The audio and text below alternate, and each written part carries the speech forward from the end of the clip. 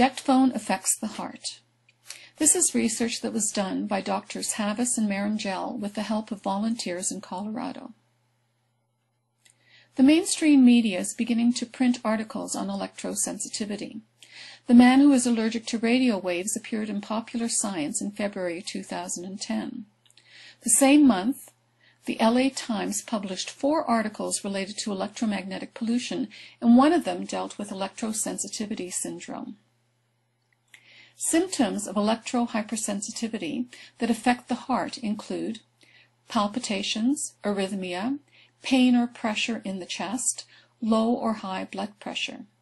These symptoms are often accompanied by shortness of breath and feelings of anxiety, no doubt with the fear that the person might be experiencing a heart attack. So we decided to investigate this complaint. The question we asked was, do DECT phones affect the heart? Our exposure was at 2.4 gigahertz. The intensity was at 3 microwatts per centimeter squared.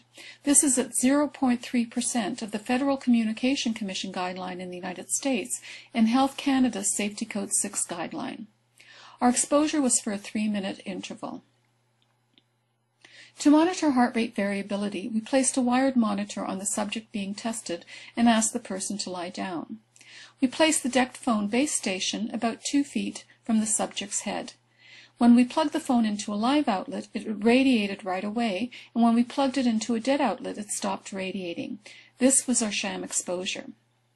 The computer recorded each heartbeat with a line that represents the time between beats. The taller the line, the slower the heart rate. The shorter the line, the faster the heart rate. We tested 25 subjects in Colorado, mostly females between the ages of 37 to 79. During a pre-exposure questionnaire, 14 complained of slight to extreme sensitivity when exposed to electromagnetic radiation. 5 said they experienced a rapid heart rate, and 3 experienced an irregular heart rate. This was a double-blind study. Neither the person being tested nor the doctor assessing the results knew when the DECT phone was radiating. We sent the results to Dr. Jeff Marangel, who routinely measures heart rate variability in his clinic. He was provided with some basic information about each person as shown in this slide. We did continuous monitoring of the heart for several 3-minute intervals. Here we have the results for subject A. This person's heart rate is shown in red. Indeed, this is what Dr. Marangel would look at to determine if this person responded to any provocation. Can you tell when subject A was exposed to the radiation from the DECT phone? Interval 1 is the pre-exposure, interval 2 the DECT phone, and interval 3 the sham exposure. Subject A is not responding to the radiation. Here are the results for subject B. Can you guess when this person was exposed to the DECT phone and to the sham exposure? This person's heart rate jumps from 68 beats per minute to 122 beats per minute as soon as the DECT phone is radiating. It then returns to normal during the second sham exposure and increases again during the second DECT phone exposure. Subject B is highly responsive and is experiencing tachycardia, a rapid heart rate as soon as the phone is plugged in and radiating. Here we have subject C.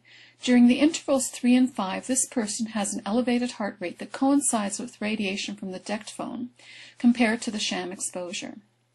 The Nerve Express program also shows the functioning of the sympathetic and parasympathetic nervous system during each exposure interval. The sympathetic nervous system, which is the gas pedal on the car, is upregulating, while the parasympathetic nervous system, your car brakes, is downregulating. This is the fight or flight response that we all experience if we feel threatened either physically or emotionally. Subject C believes she is moderately sensitive, and we diagnosed her as being very sensitive. Subject D has a delayed response. This person is exposed at intervals 3, where you can see some irregularity in her heart rate, at interval 7, 8, and 9. The more often subject D is exposed, the greater her response, both in terms of heart rate and her sympathetic and parasympathetic response. Subject D does not know if she is sensitive, and we classified her as being moderately to very sensitive because of her delayed response. Of the 25 subjects we tested in Colorado, not everyone who claims to be electrically hypersensitive responded to the DECT phone challenge. 8 experienced some changes in heart rate variability that is directly attributable to the microwave radiation from the DECT phone. 4 subjects experienced a rapid heart rate. Do DECT phones affect the heart? The answer is yes. We have unequivocal evidence that effects are observed at non-thermal levels well below federal communication guidelines, and the frequency of 2.4 gigahertz is the same frequency used by wireless routers and microwave ovens. This is the first study that documents immediate and dramatic results in both heart rate and heart rate variability caused by an approved device that generates microwaves at levels well below federal guidelines in both Canada and the United States. This research has been accepted for publication in a peer-reviewed journal and will be available during the summer of 2010.